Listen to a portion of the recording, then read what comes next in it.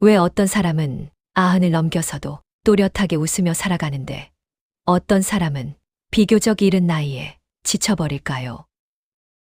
우리는 보통 그 이유를 음식에서 찾습니다. 뭘 먹었는지, 얼마나 운동했는지, 유전자는 어땠는지 말이죠. 그런데 심리학자들은 조금 다른 이야기를 합니다. 오래 사는 사람들에게는 식단보다, 운동보다 더 공통적으로 나타나는 것이 있다고 말합니다. 그건 바로 삶을 대하는 마음의 구조, 그리고 세상을 받아들이는 태도입니다. 같은 상황을 겪어도 어떤 사람은 그것에 무너지고 어떤 사람은 그 안에서 균형을 찾아냅니다. 오늘 영상에서는 심리학적인 관점에서 바라본 장수하는 사람들의 공통된 마음의 특징을 몇 가지 유형으로 나누어 이야기해 보려고 합니다. 혹시 여러분은 어떤 마음으로 오늘을 살아가고 계신가요?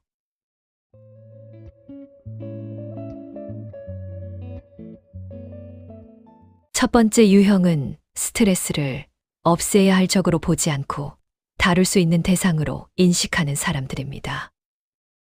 이 사람들은 인생에서 스트레스가 사라질 거라고 기대하지 않습니다.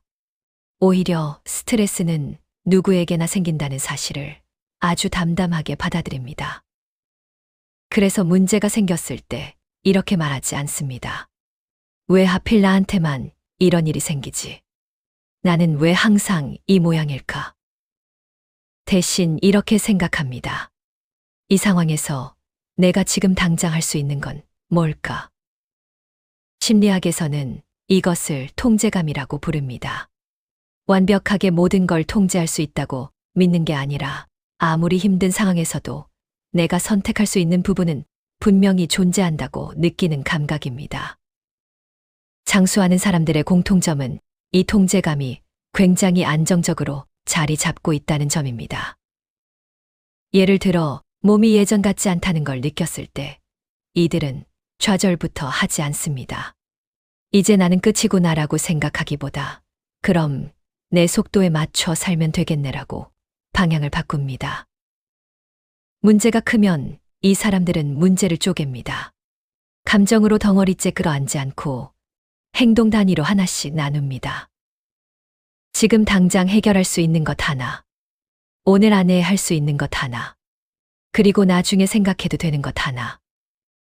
이렇게 나누는 순간 스트레스는 막연한 공포에서 처리 가능한 일로 바뀝니다. 그리고 이 작은 차이가 몸에는 아주 큰 영향을 줍니다. 스트레스를 통제할 수 있다고 느끼는 사람은 만성 스트레스 상태에 빠질 확률이 훨씬 낮습니다. 그 결과 몸속의 스트레스 호르몬인 코르티솔 수치도 비교적 안정적으로 유지됩니다. 코르티솔이 계속 높아지면 면역력은 떨어지고 염증 반응은 늘어나고 노화 속도도 빨라집니다. 하지만 스트레스를 내가 다룰 수 있다고 느끼는 사람은 같은 상황에서도 몸이 과도한 경계 상태로 들어가지 않습니다. 즉, 이들은 인생이 편해서 오래 사는 게 아니라 인생을 다루는 방식이 달라서 오래 사는 사람들인 셈입니다. 장수는 운이 아니라 이렇게 쌓여온 마음의 사용 습관일지도 모릅니다.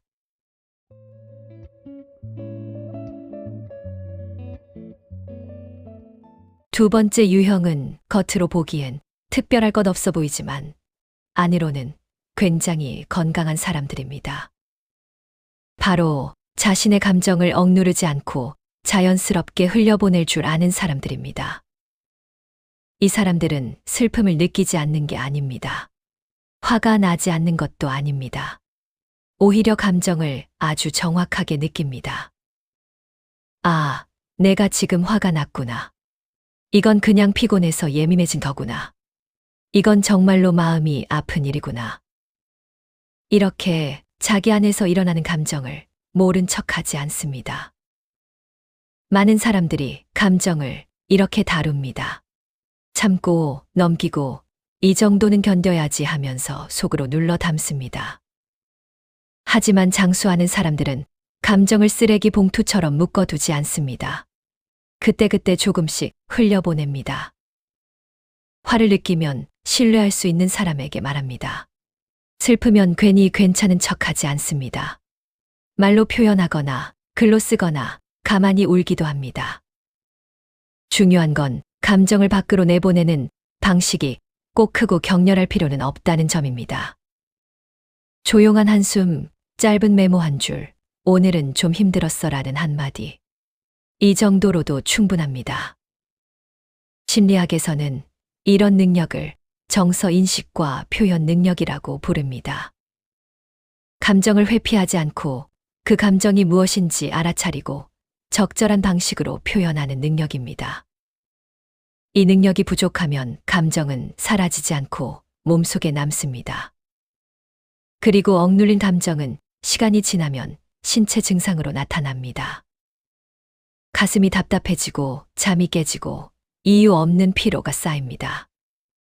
실제로 많은 연구에서 정서 억압은 심혈관 질환, 고혈압, 그리고 면역 기능 저하와 깊은 관련이 있는 것으로 나타났습니다. 특히 장수로 유명한 지역, 예를 들면 일본의 오키나와나 지중해 연안 지역을 보면 이 공통점이 더욱 뚜렷하게 드러납니다. 이 지역의 노인들은 자신의 감정을 숨기지 않습니다. 기쁘면 웃고 속상하면 투덜거리고 외로우면 외롭다고 말합니다. 그리고 놀랍게도 그 감정 표현이 관계를 깨뜨리기보다 오히려 관계를 더 단단하게 만듭니다. 감정을 흘려보낸다는 것은 약해지는 것이 아닙니다. 오히려 자기 자신을 돌보는 아주 성숙한 방식입니다. 장수하는 사람들은 마음을 오래 쓰기 위해 감정을 무리하게 쥐어짜지 않습니다. 필요할 때 쉬게 하고 필요할 때 흘려보냅니다. 그래서 이들의 몸은 늘 긴장 상태에 머물지 않고 회복할 수 있는 여지를 계속해서 유지합니다. 어쩌면 오래 산다는 건 감정을 잘 참는 게 아니라 감정을 잘 보내줄 줄 아는 능력인지도 모릅니다.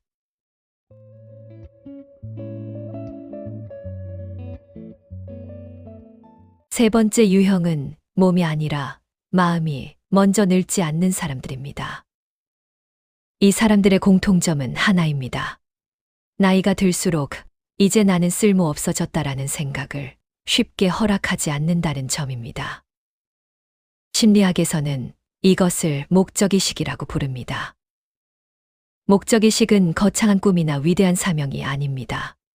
내가 왜 오늘을 살아야 하는지에 대한 아주 개인적인 이유입니다. 장수하는 사람들은 이 질문을 멈추지 않습니다. 나이가 들수록 이 질문에 대한 답을 계속해서 바꿔 나갑니다. 젊을 때는 일이 삶의 중심이었을 수 있습니다. 가족을 책임지고 사회에서 역할을 하며 바쁘게 살아왔겠죠. 하지만 은퇴라는 순간이 찾아오면 많은 사람들이 이렇게 느낍니다.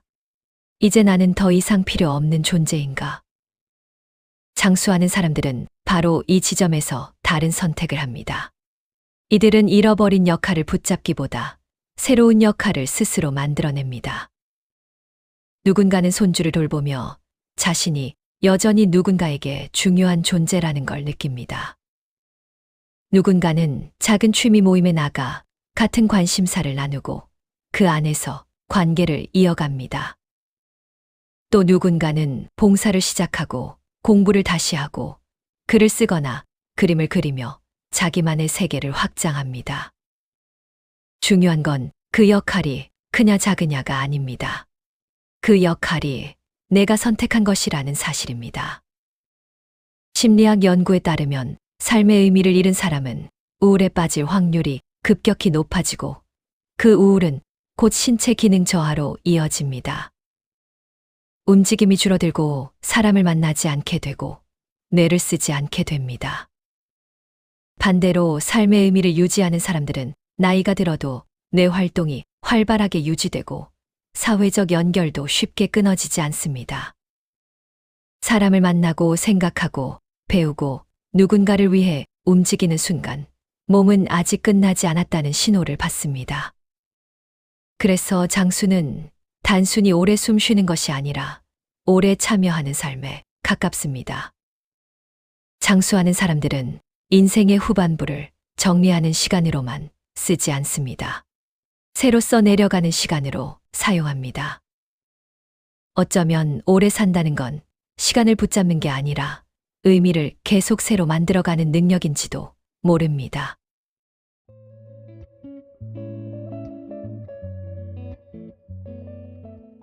네 번째 유형은 사람을 좋아하지 않는 사람들이 아닙니다. 오히려 사람의 소중함을 아주 잘 아는 사람들입니다. 이들이 가진 가장 큰 특징은 관계에서의 거리 감각입니다. 장수하는 사람들은 혼자 있는 시간을 두려워하지 않습니다. 혼자 있다는 것이 외로움과 꼭 같은 말은 아니라는 걸 경험으로 알고 있기 때문입니다. 하지만 그렇다고 해서 이들이 세상과 단절된 채 고립된 삶을 사는 것도 아닙니다. 필요할 때는 사람을 만나고, 기쁠 때는 나누고, 힘들 때는 도움을 청할 줄 압니다.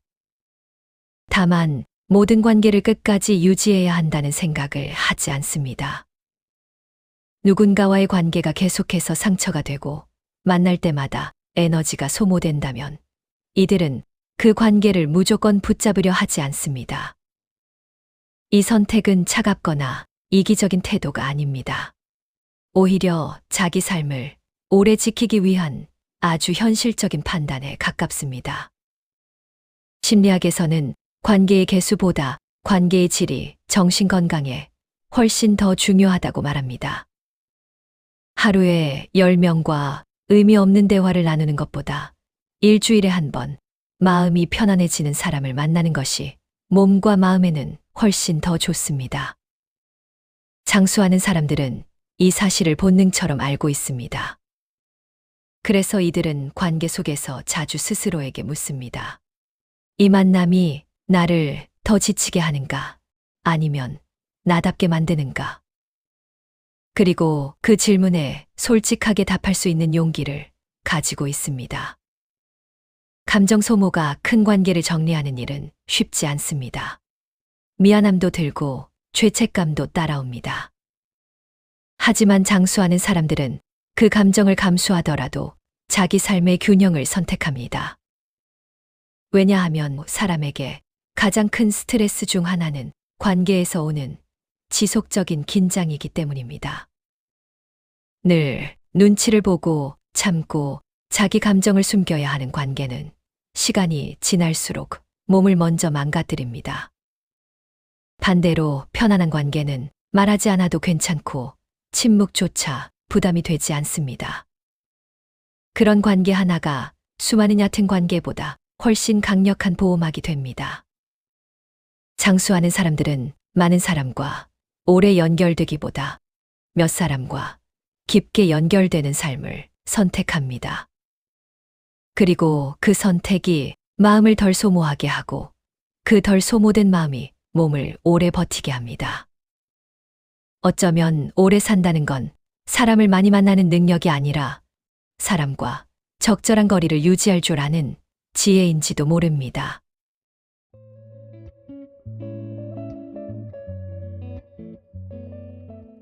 다섯 번째 마지막 유형은 어쩌면 가장 조용하지만 가장 강한 사람들입니다.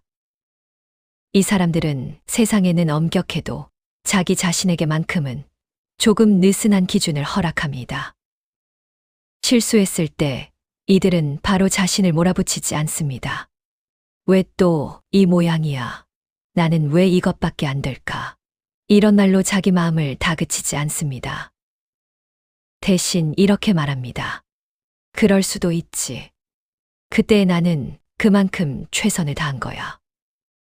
심리학에서는 이 태도를 자기연민이라고 부릅니다. 자기연민은 자기 자신을 불쌍히 여기는 것이 아닙니다. 핑계를 대거나 성장을 포기하는 것도 아닙니다. 오히려 실수한 나를 사람답게 대하는 태도에 가깝습니다. 장수하는 사람들은 완벽해지려고 애쓰지 않습니다. 그래서 완벽하지 않은 자신을 견딜 수 있습니다. 이들은 인생이란 애초의 실수와 시행착오로 이루어져 있다는 사실을 너무 늦기 전에 받아들입니다. 완벽주의는 겉보기에는 성실해 보이지만 속으로는 신경계를 계속 긴장 상태로 몰아넣습니다. 늘 잘해야 하고, 늘 옳아야 하고, 늘 괜찮아 보여야 한다는 압박은 몸을 쉬지 못하게 합니다. 반대로 자기 자신에게 관대한 사람은 실수 후에도 빠르게 회복합니다. 자기 비난에 오래 머물지 않기 때문에 우울과 불안이 깊어지지 않습니다. 이 차이는 몸에 그대로 남습니다. 자기 비난이 줄어들면 신경계는 안정되고 잠은 깊어지고 회복력은 자연스럽게 올라갑니다. 밤에 잠들기 전 하루를 곱씹으며 자기 자신을 괴롭히지 않는 사람들.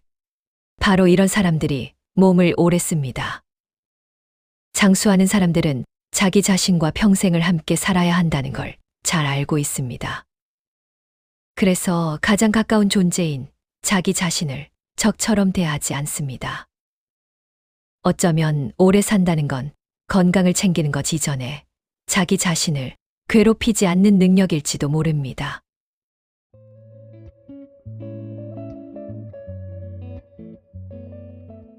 오늘 우리는 장수하는 사람들의 삶을 심리학적인 관점에서 함께 살펴봤습니다. 그들은 특별한 약을 먹었거나 완벽한 생활 습관을 가진 사람들이 아니었습니다.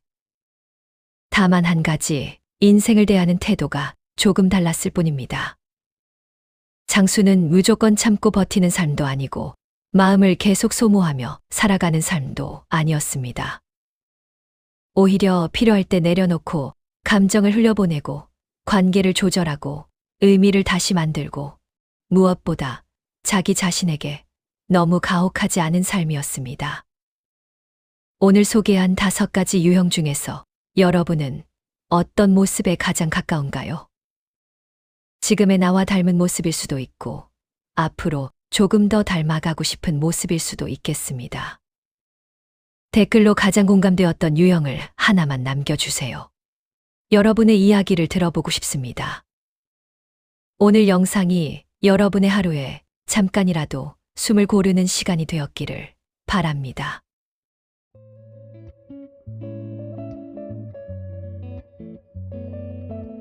시청해 주셔서 정말 감사합니다.